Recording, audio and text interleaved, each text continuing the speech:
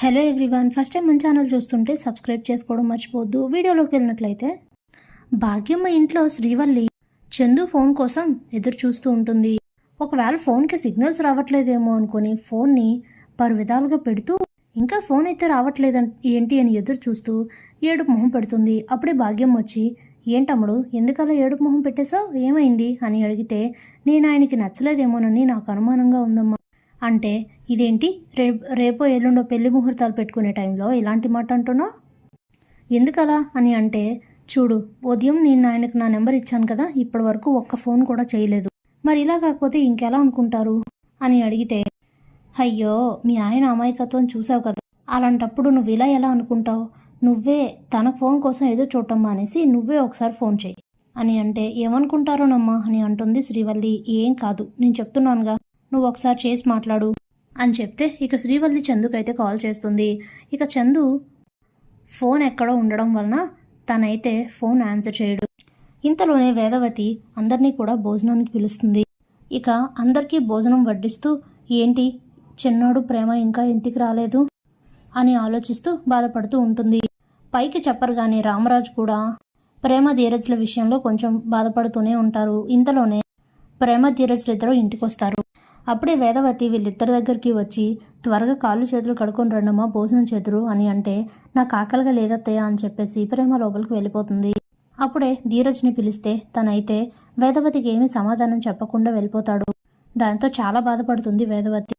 వెంటనే రామరాజు దగ్గరికి వచ్చి, ఏమండి మీరు పిలిస్తే వాళ్ళు తప్పకుండా వస్తారు, పిలవండి ప్లీజ్ అండి పిలవండి అని అంటే, అప్పుడే మనసులో బాధ ఉన్నా కూడా రామరాజు పైకి, తండ్రిని మోసం చేయడం తెలిసిన వాడు అబద్ధం చెప్పడం తెలీదా, వాడు బయట తినకుండా ఉంటాడని నువ్వు అనుకుంటున్నావేమో, నేనైతే అలా అనుకోవట్లేదు, ఇక ఆ విషయం వదిలేసి పిల్లలకు భోజనం పెట్టు అని చెప్పి రామరాజు కూడా భోజనం చేయకుండా అక్కడి నుంచి వెళ్ళిపోతారు.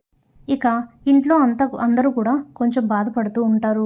ఈరోజు ఇలాంటి పరిస్థితి వచ్చింది ఏంటి అని ఆలోచిస్తూ ఉంటారు. ఇక అందరూ భోజనం చేసిన తర్వాత వేదవతి ధీరజ్ దగ్గరికి వచ్చి పిలుస్తూ మాట్లాడడానికి ప్రయత్నిస్తూ ఉంటుంది. ఇక ధీరజ్ అయితే ఏం సమాధానం చెప్పకుండా డోర్ లాక్ చేసుకొని తన రూమ్లోకి అయితే వెళ్ళిపోతాడు.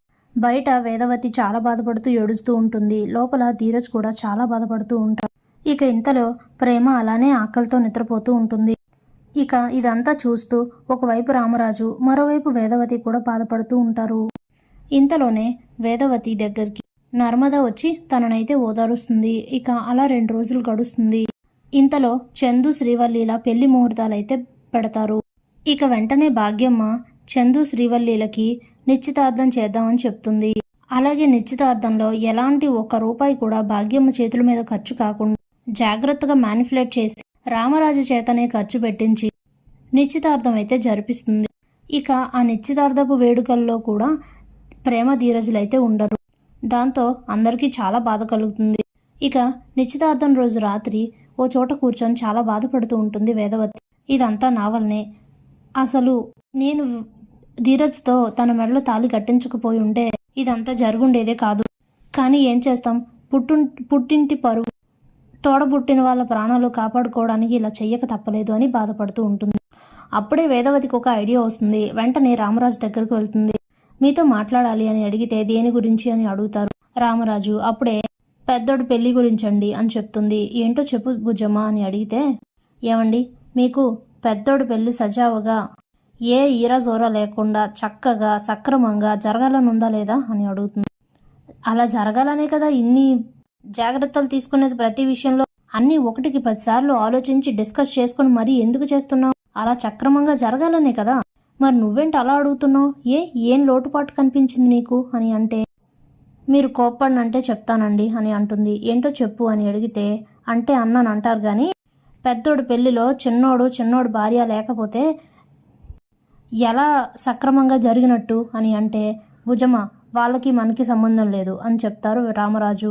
శ్రీరామ శ్రీరామ శ్రీరామ, ఏంటండి మీరు అలా అంటున్నారు, కొడుక్కి తండ్రికి సంబంధం లేకుండా ఉంటుందా, మన కొడుక్కి మన కుటుంబానికి సంబంధం లేకుండా ఎలా ఉంటుందండి, కోపతాపాలు అన్నీ ఉండొచ్చు, కానీ ఇలాంటి సందర్భాల్లో చూపిస్తారా, అయిపోయింది ఏదో అయిపోయింది, కానీ పెద్దోడు పెళ్లిలో వాడు లేకపోతే మనందరికీ కూడా బాధే కదా, అందరికీ కూడా వెళ్తే కదా, మీరు ఎందుకు అర్థం చేసుకోవట్లేదు, నా మాట వినండి, చిన్నోడితో మాట్లాడండి అని అంటే అది ఈ జన్మలో జరగదు అని అంటాడు రామరాజు. అయితే ఒక మాట చెప్పనా, మీరు ఆలోచించాల్సింది ఇంకో విషయం కూడా ఉంది. అవతల వియ్యాల వారు మనల్ని చిన్నోడు ప్రేమ గురించి అడిగితే ఏం సమాధానం చెప్తాం అని అడుగుతుంది. అప్పుడు ఏదో ఒకటి చెప్పొచ్చులే, ఎక్కడికో ఏ కాలేజ్కో వెళ్ళారని చెప్పొచ్చు అని అంటే అన్నయ్య పెళ్లి కన్నా ఇంపార్టెంట్ ఎవరికి ఏది ఉండదు కదా, మరి వాళ్ళకి అర్థం కాదంటారా? మనమే వాళ్ళని దూరం పెట్టామని అర్థమైతే వాళ్ళు ఏదైనా నిర్ణయం తీసుకుంటే అప్పుడేంటండి పరిస్థితి అని అడుగుతుంది. దాంతో రామరాజు కూడా షాక్ అవుతాడు. అప్పుడే వేదవతి, చూడండి, ఇప్పటికే పెద్దోడు పెళ్లి సంబంధాల గురించి మనం చాలా ప్రయత్నాలు చేసాం, చాలా ఇబ్బందులు పడ్డాం, చాలా టెన్షన్ పడ్డాం, కానీ ఇప్పటికీ ఓ మంచి సంబంధం కుదిరింది. మంచి అమ్మాయి మన ఇంటి కోడలు కాబోతోంది. అలాగే పెద్దోడికి ఆ అమ్మాయి బాగా నచ్చింది. ఏ కారణం చేతనైనా ఈ పెళ్లి ఆగిపోతుంది. అంతకన్నా బాధ మరొకటి ఉండదండి. నా మాట వినండి, ఇప్పుడు ఈ కోపతాపాలు కరెక్ట్ కాదు అని అంటే, సరేలే బుజ్జమ్మ, నువ్వు చెప్తున్నావు కదా, నీ మాట కోసమైనా సరే రేపు నేను చిన్నోడితో మాట్లాడతాను, సరేనా, నువ్వేం టెన్షన్ పడకు అని చెప్పేసి అక్కడి నుంచి వెళ్ళిపోతారు రామరాజు. ఇక చాలా హ్యాపీగా ఫీల్ అవుతుంది వేదవతి. ఇక రేపటితో అన్ని సమస్యలు తీరిపోతాయి. రేపు ఈయన చిన్నోడితో మాట్లాడితే వాళ్ళిద్దరిని క్షమించేస్తే ఇక మా ఇంట్లో ఎలాంటి సమస్యలు ఉండవు అనుకొని తెగ పొంగిపోతూ ఉంటుంది వేదవతి. Thanks for watching.